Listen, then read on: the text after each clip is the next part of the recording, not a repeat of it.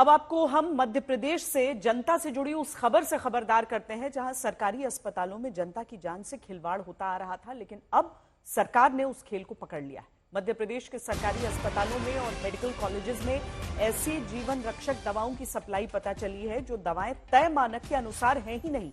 इंदौर से शुरू हुआ यह खिलवाड़ अब देवास, धार, बैतूल, मुरैना तक सामने आ रहा है, जहां सिर्फ जीवन रक्षक दवाएं ही नहीं बल्कि डायरिया और दस्त से पीड़ित बच्चों को दिए जाने वाला ओआरएस के साथ साथ कैल्शियम और विटामिन की कई दवाएं भी टेस्ट में अमानक पाई गई।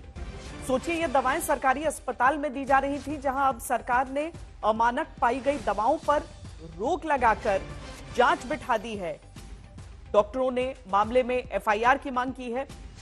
खबरदार करता सवाल है कि ऐसी दवाएं जो आईसीयू में पहुंच चुके मरीज को दी जानी थी, वो दवाएं तक अगर बिना मानक वाली पहुंच रही थी तो ये हुआ कैसे? अभी इसकी फाइनल रिपोर्ट हमने बुलाई है, लेकिन प्राइमा फेसाई जब ये मालूम पड़ा कि अमानक दवाइयाँ इस प्रकार से सप्लाई हुई हैं, जिसको जब टेस्ट में लैब कराया गया तो अमानक पाई गई हैं, तो तत्काल उस पर रोक लग गई है। और किस तरीके से दवाई प्रिक्योरमेंट हुआ है, कब हुआ है, कहाँ से आई हैं, इन सब चीज़ों की पूरी जानकारी आने के बाद फिर उसमें जो जरूरी कार्रवाई वो होगी। इसकी मैंने एक डिटेल रिपोर्ट बुलाई है, आज भी हम उसकी चर्चा करेंगे कि किस तरीके से, कब से और कौन सी ऐसी दवाइयाँ हैं, कब से सप्लाई हो रही हैं। सब इसकी जानकारी जैसी पूरी आ जाएगी तो फिर आपको बताएंगे। इंस्टेंट एक्शन, जब भी इस प्रकार की कोई अनियमितता सामने आई है, उजागर हुई है, तो इसमें तो कड़ी कार्रवाई होनी चाहिए। दवाई का मामला है, लोगों के स्वास्थ्य से जुड़ा हुआ मामला है, लेकिन उसकी फाइनल रिपोर्ट जब तक नहीं आती है तब तक अपन कभी किसी के खिलाफ कोई भी स्टैंड एक्शन लेने में भी वो बहुत उचित नहीं होगा। देखिए, बहुत गंभीर है। मैं एक डॉक्टर हूँ, सर्जन हूँ, मैं जानता हूँ कि जिन दवाइयों को अमानक बताया गया है और जो लाइफ सेविंग ड्रग्स की भी बात हो रही है इसमें, वो अगर 10 से 15 सेकंड में उनको नहीं दिया जाता है तो उनका असर शुरू नहीं होता है। उसमें कितने लोगों की जान चली गई है और इन्हीं के विभाग के लोगों ने बताया कि दवाइयां अमानक पाई जा रही हैं। आप सोचिए कि अब जाकर इनको समझ में आ रहा है और ये कितने दिन से ये धंधा चल रहा होगा, हम खुद समझ सकते हैं। और सबसे बड़ी दुख की बात यह है कि खुद गवर्नमेंट डॉक्टर्स इस चीज को स्वीकार रहे हैं कि दवाइयों का असर नहीं हो रहा है। आईसीयू में आप जब पेशेंट मर रहा होता है, आप उसको दवाई नहीं दे पा रहे हैं, तो इससे बड़ा बेबसी एक डॉक्टर की क्या हो सकती है कि वो डॉक्टर होने के बाद भी गलत दवाइयों के कारण मरीजों को नहीं बचा पा रहे हैं। और इसमें मुख्यमंत्री जी भी घेरे में आते हैं, मंत्री जी भी घेरे में आते हैं। मंत्री जी को स्पष्ट करना चाहिए, मैं मानता हूं मुख्यमंत्री जी को इसमें कड़ी से कड़ी कार्रवाई करना चाहिए। देखिए, हमने अभी मध्य प्रदेश के शासकीय अस्पतालों में हमको ये मालूम चला कि कुछ अमानक दवाइयाँ पाई गई हैं, और ये वो दवाइयां हैं जो गंभीर किस्म की बीमारियों में इनका उपयोग होता है, खासतौर से आईसीयू में और ऑपरेशन थिएटर्स में। और जब हमें ये मालूम चला कि इस तरह की दवाइयां हैं और लगातार ये केसेस हमारे सामने आते रहे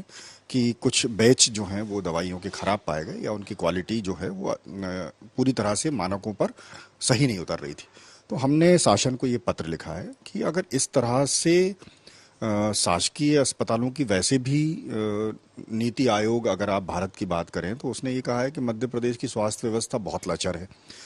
और हम वैसे ही इस समय जो स्थिति ठीक नहीं है, ऊपर से शासकीय अस्पतालों में अगर इस प्रकार की दवाइयां दी जाएंगी तो जनता का भरोसा हम पर से कम होगा। रवीश पाल सिंह हमारे साथ भोपाल से जुड़ रहे हैं। रवीश, जिन शहरों का नाम लिया गया है, जिस समय काल की बात की जा रही है, क्या ये इससे भी पहले से और अलग अलग जगहों से होने की आशंकाएं हैं इस मामले की? बिल्कुल श्वेता जी, आशंकाएं हैं और यही वजह है कि सरकारी अस्पतालों और मेडिकल कॉलेजों में जो दवाओं की सप्लाई करने वाली नोडल एजेंसी है मध्य प्रदेश की, Madhya Pradesh public health services corporation limited, उसने सिर्फ उन्हीं जगहों के लिए नहीं जहां से शिकायतें आ रही हैं, बल्कि पूरे मध्य प्रदेश के सभी सरकारी मेडिकल कॉलेजों के डीन, सीएमएचओ जितने पूरे प्रदेश के हैं, स्वास्थ्य केंद्र जो है, प्राथमिक स्वास्थ्य केंद्र हो, सामुदायिक स्वास्थ्य केंद्र हो या जिला अस्पताल हो, सभी को ये चिट्ठी लिख करके निर्देश दिए हैं कि जिन दवाओं की शिकायतें आ रही हैं उनके बैच नंबर के साथ ये पत्र भेजे गए हैं, उन सभी दवाओं पे तत्काल प्रभाव से रोक लगाई जाए मरीजों को देने के लिए। और अगर ये दवाएं, जो संबंधित दवाएं हैं जिनकी शिकायतें आई हैं, अगर वो बट चुकी हैं, स्वास्थ्य केंद्रों तक पहुंच चुकी हैं, तो उन्हें वापस लाया जाए। ये निर्देश जो है खुद सरकार का जो उपक्रम है उसने सभी को दे दिए हैं। तो इससे समझा जा सकता है कि वो खुद मान रहे हैं इस बात को कि दवाओं का वितरण जो है, अगर इनकी शिकायतें आई है, क्योंकि कई जगहों पर जो लैब टेस्ट हुए हैं उसमें तो दवाएं अमानक पाई ही गई हैं, उसकी तो रिपोर्ट सरकार के पास आ चुकी है। अभी कई ऐसी दवाएं हैं जिसकी शिकायत हुई है, जिसकी रिपोर्ट आना बाकी है, लेकिन सरकार इसमें अब कोई जोखिम आगे लेना नहीं चाहती, क्योंकि ये जीवन रक्षक दवाओं से जुड़ा हुआ मामला भी है। क्योंकि इनमें से कई दवाएं और इंजेक्शन ऐसे हैं जो आईसीयू में भर्ती मरीजों के लिए या फिर ऑपरेशन थिएटर में जो मरीजों को इंजेक्शन दिए जाते हैं, जिसमें से एनेस्थीसिया भी बहुत प्रमुख इंजेक्शन होता है, जो कि ऑपरेशन से पहले दिया जाता है मरीजों को। तो उसमें भी जो केमिकल्स यूज होते हैं, जो दवाएं, जो कॉम्बिनेशन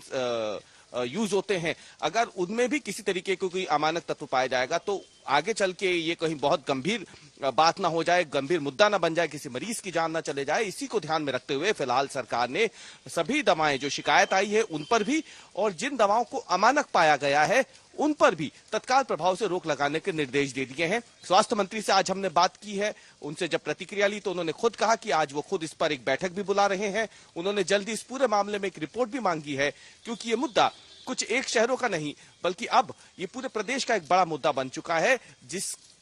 इसी को ध्यान में रखते हुए फिलहाल MP public health service corporation ने जो है इन सभी दवाओं पे, शिकायत पाई गई दवाओं पर भी और अमानक पाई गई दवाओं पर भी रोक लगा दी है। सीधी सी बात है रवीश की, ये लापरवाही नहीं है, बल्कि इसमें सीधे तौर पर देखें तो भ्रष्टाचार नजर आता है। और इसके लिए जरूरी है कि वो सारी कड़ियां भी खंगाली जाएं और गिरफ्तारियां एक बड़े पैमाने पर शुरू हो, क्योंकि इक्का दुक्का लोगों का किया कराया ये लगता नहीं है। जी देखिए, बहुत बड़ी एक चेन है। जब ये दवाएं प्रोक्योर की जाती है, अस्पतालों की तरफ से जो अपनी डिमांड है पहले दी जाती है, मेडिकल कॉलेजों की तरफ से डिमांड दी जाती है इस नोडल एजेंसी को। नोडल एजेंसी उसके बाद ही टेंडर जारी करती है और टेंडर जारी होने के बाद ही जो दवाई विक्रेता कंपनियां होती हैं उनसे संपर्क किया जाता है। जब वो टेंडर में पास हो जाती हैं, जिनको टेंडर मिलता है, फिर वो दवाई सप्लाई करती हैं। ऐसे में जो शासकीय स्वशासी चिकित्सा महासंघ है उसने तो यही मांग की है कि इस मामले में सिर्फ कार्रवाई नहीं होनी चाहिए, कोई ब्लैक लिस्टेड नहीं होनी चाहिए, बल्कि इस पूरे मामले में एफआईआर होनी चाहिए उन कंपनियों के खिलाफ जिनकी दवाएं अमानक पाई गई हैं या जिनके खिलाफ शिकायत हुई है। अगर ऐसा होता है तभी जाकर के इस पूरे मामले में अगर कोई भ्रष्टाचार है या फिर कोई एक बड़ी लिंक इस पूरे मामले में निकलती है तो वो देखने लायक बात होगी। शुक्रिया रवीश पाल सिंह, भोपाल से ये जानकारी हमें दे रहे थे।